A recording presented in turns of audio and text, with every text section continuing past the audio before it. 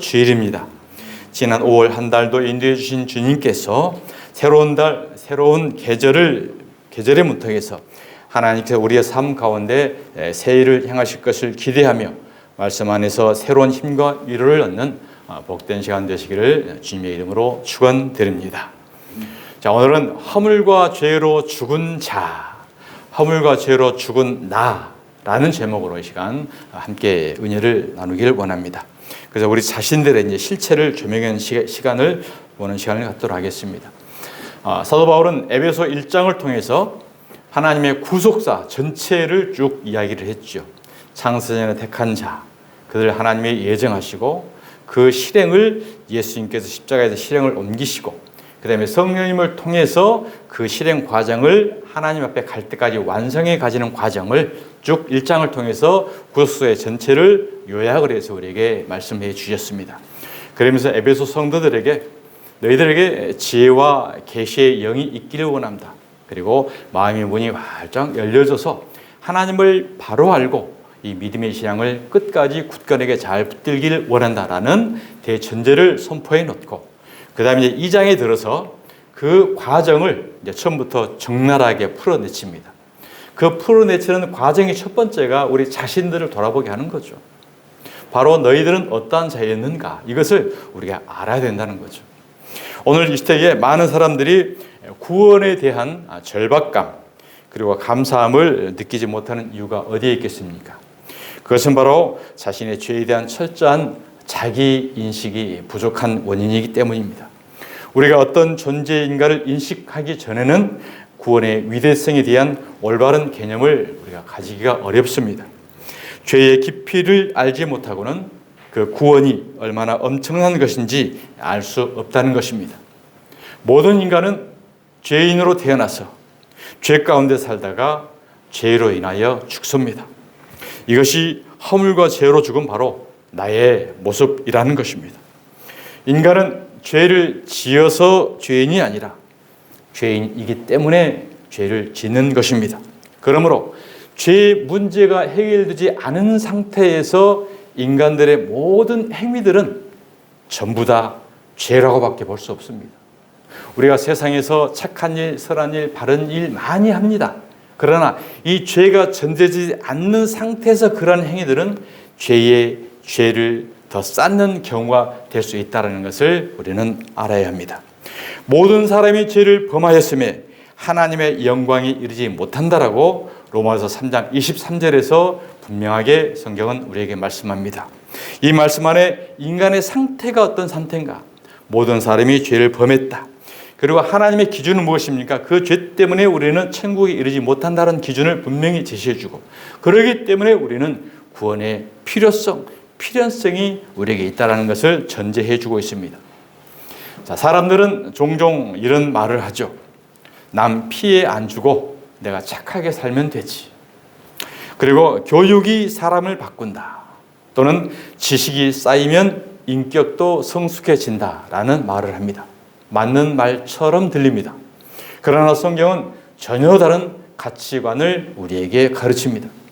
교육은 사람의 행동을 다듬을 수는 있어도 마음의 뿌리를 바꿀 수는 없습니다. 죄는 지식이 부족이 아니라 본성의 부패이기 때문입니다. 세상 지식은 쌓을수록 더 교묘하고 더 똑똑하게 죄를 포장하는 능력이 발달될 뿐입니다. 우리는 나라를 이끌어가는 그 정치 지도자들의 모습들을 통해서 이러한 실체를 우리는 적나라하게 보고 있지 않습니까? 예수님 당시 바리새인들은 율법에 정통한 자들이었습니다. 그러나 그들이 바로 예수를 십자가에 못 박았습니다. 그들의 지식은 사랑 없는 정의였고 교만이 판단의 무기였기 때문입니다. 죄는 세상의 그 어떤 행위로도 가릴 수가 없습니다. 에덴 동산에서 아담과 하와가 선악과를 따먹고 허물과 죄를 가리기 위해 무화과 잎을 엮어 치마로 삼습니다. 창세기 3장 7절입니다. 이에 그들의 눈이 밝아져 자기들이 벗은 줄을 알고 무화과 나무 잎을 엮어 치마로 삼았더라. 자기의 벗은 줄을 알고 자기의 수치를 보고 무화과 나무 잎을 엮어 치마로 삼았습니다. 우리 인류의 옷의 기원이 바로 무화과나풀 잎을 엮어서 치마로 삼는 것입니다. 그러니까 우리 옷의 근본의 원인이 무엇이었죠? 우리의 허물과 죄를 가리는 도구였다는 거죠. 자, 무화과 잎은 열대지방에서 하루나 이틀만 지나면 잎이 말라지고 갈라지고 부서져 버립니다. 무화과 잎으로 만든 치마는 단순한 옷이 아니라 죄를 가리려는 인간의 자기 노력임을 상징합니다. 율법 행위를 한마디로 의미한 거죠. 그래서 인간의 노력이라든지 종교, 도덕, 선행, 체면 이러한 것들로 자신의 죄를 가리려는 그러한 모든 시도를 상징을 한 것입니다. 하나님께서는 그들의 임시 치마 대신 희생을 통한 진짜 옷, 곧 죄의 대가를 치르고 입히신 옷을 우리에게 주셨습니다. 창세기 3장 21절입니다. 여호와 하나님이 아담과 그의 아내를 위하여 가죽 옷을 지어 입히시니라. 이 가죽 옷이야말로 우리가 입어야 옷이고 우리가 영원한 천국을 들어갈 그리스도의 옷이 되게 되는 것입니다. 이는 예수 그리스도의 희생을 예표하는 구속사적 장면입니다. 가죽 옷을 만들려면 양 한 마리를 죽여야 됩니다. 양을 한 마리를 죽여서 그 가죽을 벗겨야 가죽 옷이 나오는 거죠. 바로 이 가죽 옷을 우리에게 입혀주시려고 어린 양으로 예수님이 우리에게 오셔서 십자가에서 자신이 죽고 그 희생의 옷을 저와 여러분에게 입혀주신 것입니다. 죄는 오직 예수 그리스도의 보혈과 은혜로만 해결될 수 있습니다. 예수님은 우리의 죄를 대신 지시고 죽기 위해 어린 양으로 우리에게 오셨습니다. 오늘 본문은 모든 인간의 상태를 적나라하게 표현하죠. 모든 인간은 사람은 죽었다라고 말씀을 합니다. 에베소서 2장 1절입니다. 그는 허물과 죄로 죽었던 너희를 살렸다. 너희는 바로 허물과 죄로 죽은 존재였다라는 것을 성경은 우리에게 말씀합니다. 무엇 때문에 죽었습니까? 죄와 허물로. 죄는 하마르티아, 즉 관역을 벗어났다라는 것을 의미하죠. 우리가 신앙을 살아가고 하나님의 아들로서의 신앙의 목적을 살아가는 근본 목적에서 벗어났다는 거죠. 그래서 인간의 타락한 내면의 본질을 우리에게 말씀을 합니다. 그리고 허물이라는 것은 파랍토마라는 뜻으로 말로 잘못된 발걸음, 겉으로 드러난 행동을 의미합니다. 그러니까 죄와 허물이라는 것은 본성의 내적인 타락된 본성과 그 본성에 의해서 우리가 이 세상을 살아가면서 드러날 수밖에 없는 우리의 행위들. 그래서 한마디로 허물과 죄는 모든 죄를 상징을 하는 것입니다. 그래서 죽었다라는 것은 이러한 허물과 죄로 말미암아 사망을 향해 달려가는 이 땅에 살아가는 모든 사람들이 바로 죽은 존재였다라는 것을 전제하고 있습니다. 그렇습니다. 모든 인간은 육신 자체가 사망으로 달려가고 있는 그 과정 속에 우리가 살아가고 있는 것입니다. 에베소서 2장 2절 오늘 본문입니다. 그때에 너희는 그 가운데서 행하여 이 세상 풍조를 따르고 공중의 권세 잡은 자를 따랐으니 곧 지금 불순종의 아들들 가운데서 역사하는 영이라. 전에는 우리도 다 그 가운데서 우리 육체의 욕심을 따라 지내며 육체와 마음에 원하는 것을 하여 다른 이들과 같이 본질상 진노의 자녀였더냐라 말합니다.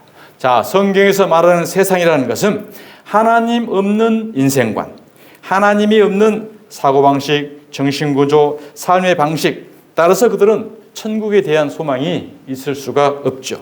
모든 것이 세상이 끝이라고 여기기 때문에. 그래서 민속 구전에 그런 노래가 있지 않습니까? 노새 노새 젊어서 노새 늙어지면 못 노나니 화무 십일홍 부귀 공명도 한바탕 헛된 꿈이로다. 인생이란 바람 같은 것 구름처럼 흘러가니 오늘이 가면 다시 오랴 청춘일 때 즐겨 노새. 세상이 전부라고 아는 사람들의 인생관입니다. 그러나 그들 가운데에도 인생이란 바람 같은 거 구름처럼 흘러가니라는 것을 알죠. 짧은 인생이라는 것을. 자, 성경은 바로 야고보서 4장 14절을 보면 너희는 내일 일을 알지 못하는도다. 너희 생명이 무엇이냐? 너희는 잠깐 보이다 없어지는 안개라고 말합니다. 안개. 우리가 아침에 일어나면 산에 안개가 자욱합니다. 그러나 해가 뜸과 동시에 안개는 없어지고 언제 안개가 있었냐 마찬가지로 우리의 인생이 이런 안개 같은 인생이라는 것을 성경을 통해서 우리에게 말씀을 합니다. 사단은 영적 존재예요. 영적 존재이기 때문에 육신의 눈으로는 보일 수가 없습니다. 그래서 그 영향력, 그의 풍조, 그의 컨트롤을 우리는 육신의 생각, 이 세상적 지식으로는 깨달을 수가 없다라는 거죠. 세상의 풍조 배후에는 공중권세를 잡은 자 사탄이 컨트롤하고 있습니다. 인간은 중립이 없습니다. 하나님 편의 사람이든지 아니면 그 사탄의 조정을 받는 사람 편에 있든지 딱 두 가지만 있어요. 이 세상에는. 하나님께서는 이 세상을 사랑하지 말라고 말씀을 해요. 자, 요한일서 2장 14절입니다. 아이들아, 내가 너에게 쓴 것은 아버지를 알았으며 아비들아, 이 세상이나 세상에 있는 것들을 사랑치 말라. 누구든지 세상을 사랑하면 아버지의 사랑이 그 속에 있지 아니하니 이는 세상에 있는 모든 것이 육신의 정욕과 안목의 정욕과 이생의 사랑이니 다 아버지께로 쫓아온 것이 아니요 세상으로 쫓아온 것이라. 이 세상도 그 정욕도 지나가되 오직 하나님의 뜻을 행하는 이는 영원히 서느니라. 아멘. 사랑하는 주님의 성도 여러분, 우리는 알게 모르게 이 세상 지배를 받고 살아가고 있는 현실입니다. 세상이 만들어 놓은 가치관을 쫓아가고 있고 세상에 시키는 대로 뒤돌아볼 틈도 없이 경주마처럼 달려가고 있는 우리의 모습들입니다. 그게 잘 사는 길이라고 믿습니다. 지금 이 시대는 첨단 문명의 발달로 최고로 살기 좋은 세상이 되었다고 말을 하죠. AI 기술, 로봇 기술, 생명공학, 나노기술, 자율주행 등 우리 일상 전반의 디지털 기술이 인간의 사고와 행동 패턴을 지배하고 있는 세계가 되어 있습니다. 지금 대한민국은 작년 24년 기준으로 OECD 세계 선진국 38개 나라 중에서 지금 경제율이 4위를 차지했어요. 작년 기준으로. 그런데 OECD 회원국 중에서 자살률은 여전히 1위를 차지하고 있는 나라입니다. 그리고 삶의 만족도는 OECD 38개국 회원 중에 지금 33위 하위권을 만들고 있어요. 그리고 우리나라 10대에서 30대까지 주요 사망 원인이 바로 자살로 판정이 납니다. 그중에 20대들은요. 그들의 사망 원인 50% 이상이 다 자살이래요. 자살. 그들의 자살 이유가 무엇이겠습니까? 학업과 취업과 이 인생을 살아가는 그 고충과 억압 때문에 견디지 못하고 지금 자살을 하고 있다는 사실이죠. 육체가 편안한 세상은 되었는데 영혼의 평안은 잃어가고 있는 현실입니다. 그런데도 인간들은 끊임없이 점점 나아지고 있다고 최면을 걸어 말하게 하고 굳게 믿고 있습니다. 교회에도 이러한 세상의 인본주의가 들어왔습니다. 물질 만능주의, 번영, 신학이 교회를 차지하고 휩쓸은 지가 이미 오래되었습니다. 돈이면 다 됩니다. 축복은 바로 부유함으로 측정이 되는 세상 풍조를 쫓고 그것을 얻기 위해서 교회에서 신앙을 하고 있습니다. 헌금을 강조하고 성공과 물질을 축복으로 해석해버리는 이러한 교회의 실태 모습을 우리는 보고 있지 않습니까? 예수 믿으면 잘 된다라는 쏠깃한 말로 사람들을 유혹하고 있습니다. 하나님 믿으면 부자 된다라는 무속적 신학으로 지금 전락해 있는 상태인 거죠. 경쟁의 법칙, 나는 할 수 있다, 우리는 잘 되고 있다라는 말로 서로를 우기면서 경쟁하고 있으면서 사망으로 달려가고 있는 우리의 현실입니다. 여기에 심각한 문제가 무엇이겠습니까? 그것은 바로 예수 그리스도의 십자가와 예수님의 이 우리의 고난의 신앙을 전면히 무시해버리고 덮어버리는 현실이라는 거죠. 이것이 바로 오늘 본문의 세상 풍조를 따르게 하는 사단의 고도의 전략이라는 것입니다. 사랑하는 성도 여러분, 그렇게 정신없이 달려가고 있는 이 세상에서 하나님께서는 창세전에 택한 자기 백성들을 건져내시기 위해 그 걸음걸음을 멈추게 하십니다. 그 방법이 어떻게 멈추게 하실까요? 그것은 바로 사업이 망하게 하고 건강을 잃고 사고를 당하고 어려움을 당하고 주식을 하면 폭락을 하고 복권을 사도 꽝 맨날 꽝이고 징계를 통해서 주께로 돌아오게 하시는 것입니다. 바로 저의 간증입니다.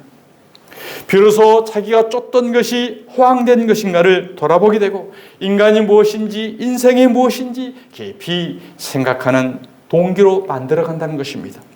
그래서 성도들에게 성경은 징계가 복이다라고 말하는 거예요. 이 세상 모든 사람들이 복이 무엇이라고 말하죠? 그들은 부귀 영화잖아요. 그런데 그것은 오히려 우리에게 저주인 거고 바로 성도에게 징계가 우리에게 복이다라고 말씀을 합니다. 욥기서 5장 17절 말씀입니다.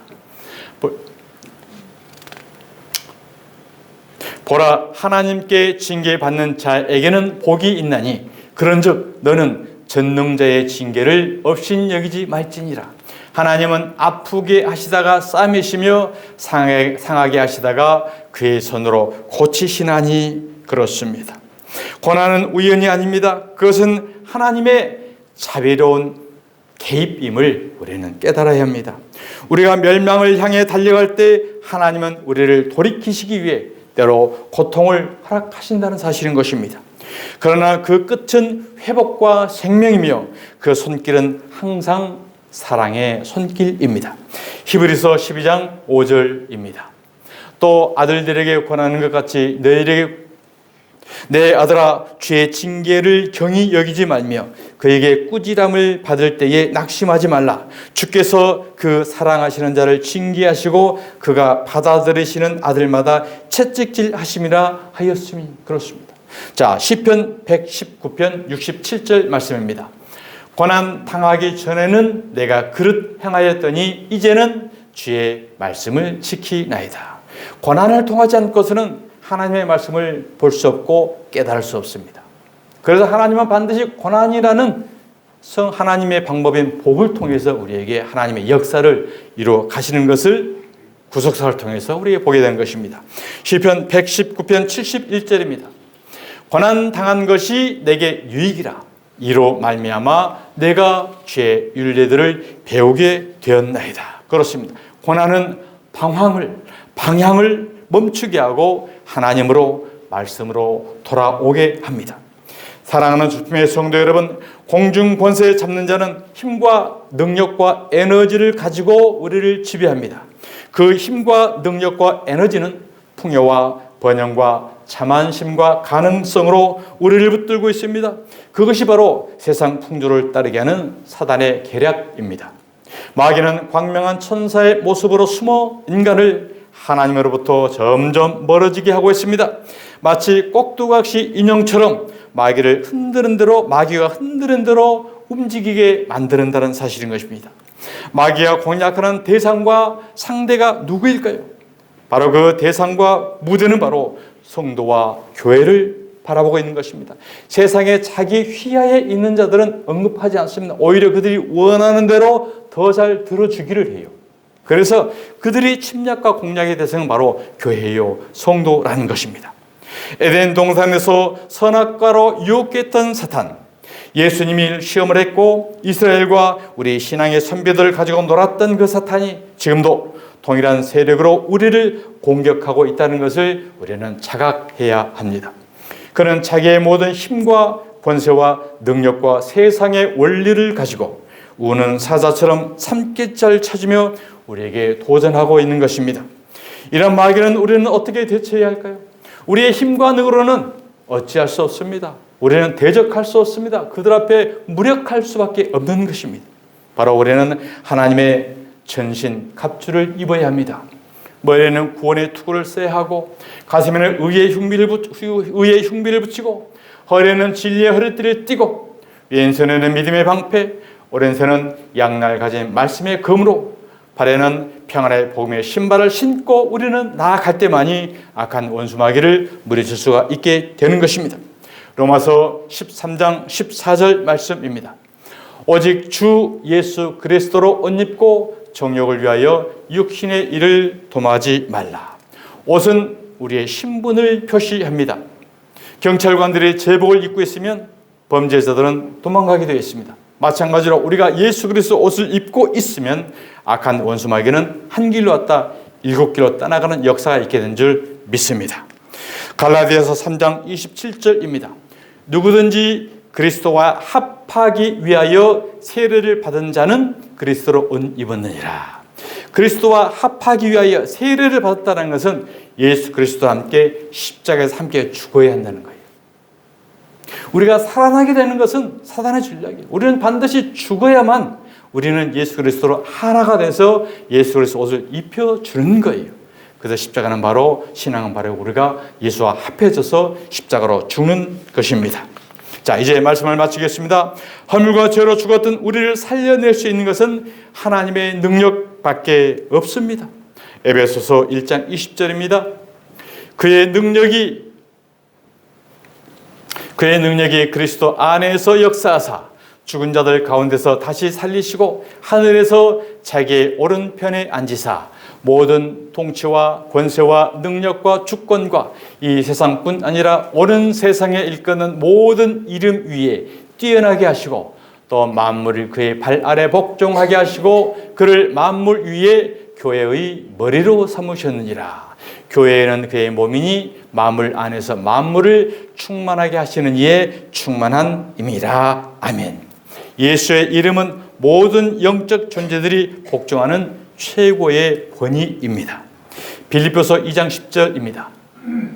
하늘에 있는 자들과 땅에 있는 자들과 땅 아래에 있는 땅에 있는 자들로 모든 무릎을 예수의 이름에 꿇게 하시고, 예수의 이름에 모든 약한 수막이 된 무릎을 꿇게 되어 있습니다. 바로 저와 여러분이 전신갑주를 입고 예수 그리스도로 이 가죽옷을 우리가 입게 되면 악한 원수마귀는 왔다가 무릎 꿇고 떠나가는 역사가 있게 될 줄 믿습니다. 그들을 세상의 방법, 인간적 방법으로는 절대 우리는 이길 수가 없어요. 초토화됩니다, 우리는. 그래서 반드시 그때 우리는 어떻게 해야 돼요? 십자가로 와야 돼요. 나를 죽여야 돼요. 주여, 나의 능력, 나의 의는 아무도 없습니다. 나는 예수님과 하나가 되어 십자가에 올라가 죽사오니 나는, 내 존재는 오직 죽고 나를 통해서 예수님만 드러나게, 성령님만 드러날 수 있도록 인도해 주시옵소서. 이것이 바로 우리는 영적 전투에 승리할 수 있는 하나님의 방법인 것입니다. 사탄의 무기는 허물과 죄와 죽음이에요. 그러니까 허물과 죄와 죽음이 우리에 머물러 있으면 그는 우리를 밥 삼습니다. 우리가 허물과 죄와 죽음을 이길 수 있는 방법이 무엇입니까? 예수와 연합하여 십자가에 죽고 예수와 함께 다시 살아나는 이 믿음을 붙잡을 때 그들이 우리를 공격할 수 있는 먹잇감을 없애버리는 거예요. 그때 우리는 당당하게 승리하는 역사가 있게 되는 것입니다. 예수님이 십자가에서 죽으심으로 이 무기를 무력화시키셨습니다. 부활을 통해 사망을 깨뜨리셨고 믿는 자들에게 새 생명과 자유를 주셨습니다. 그리스도 예수 안에 있는 자에게는 사탄의 고발과 정죄로부터 자유합니다. 이미 이기신 주님 안에서 우리는 승리의 삶을 살 수 있습니다. 더 이상 두려워할 필요가 없습니다. 십자가는 수치가 아니라 승리의 깃발인 줄 믿습니다. 예수 그리스도 옷을 입고 우리는 하나님을 찬양하는 저와 여러분 되시기를 원합니다. 마귀가 한 길로 왔다가 예수의 옷을 입고 있는 것을 보고 깜짝 놀라 예수 앞에 무릎을 꿇고 일곱 길로 떠나가는 역사가 있게 될 줄 믿습니다. 전신갑주를 입고 날마다 우리의 삶 가운데 영적 전투의 승리자가 되시는 저와 여러분 되시기를 주님의 이름으로 축복합니다. 아멘. 기도하겠습니다. 하나님 아버지, 제 죄를 제 방식으로 가리려던 무화과 치마를 내려놓습니다. 주님의 가죽꽃 그리스도의 의로 우리를 덮어 주시옵소서.